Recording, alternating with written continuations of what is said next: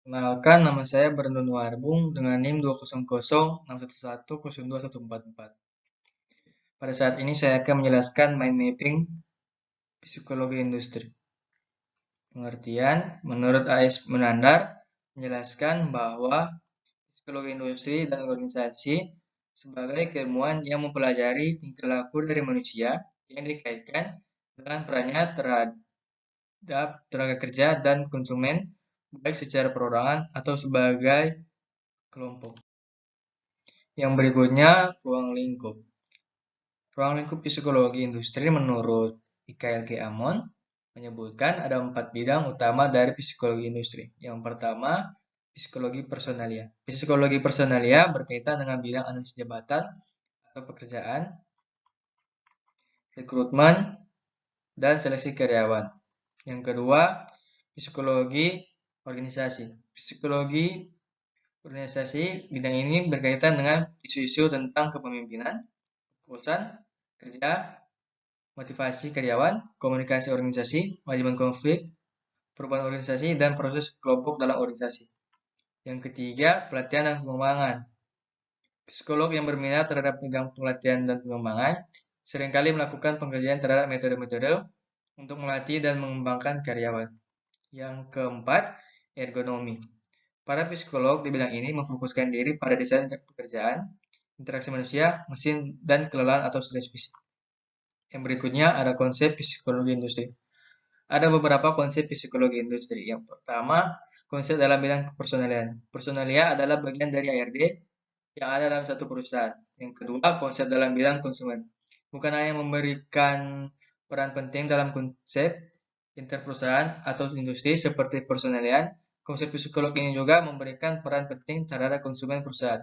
Yang ketiga, konsep perilaku organisasi. Konsep yang satu ini adalah sebuah konsep psikologi dalam perkembangan industri yang membahas mengenai tingkah laku manusia atau individual yang ada dalam sebuah organisasi baik secara individu maupun secara berkelompok.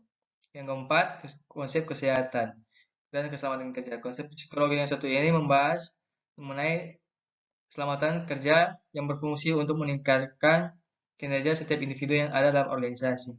Yang kelima, konsep analisis jabatan. Konsep yang satu ini merupakan konsep yang penting perannya dalam perkembangan psikologi industri. Pasalnya, sebuah industri atau perusahaan tidaklah bisa berkembang apabila memberikan posisi-posisi yang penting kepada orang yang tepat.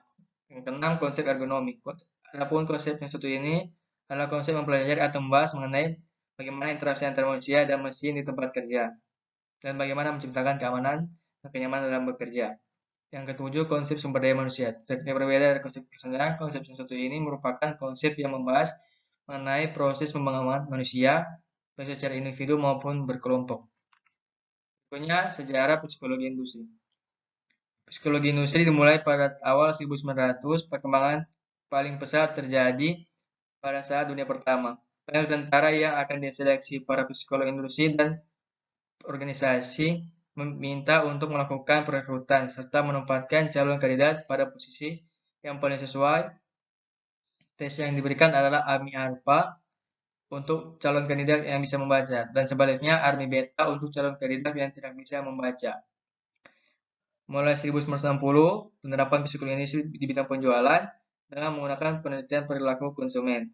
Sehubungan dengan hal tersebut, maka dimulai kegiatan promosi melalui berbagai media untuk menarik konsumen. Sejarah psikologi industri dan organisasi berlanjut hingga terjadinya Perang Dunia Kedua. Selama Perang Dunia Kedua, bidang penelitian dan pengembangan menjadi perhatian utama.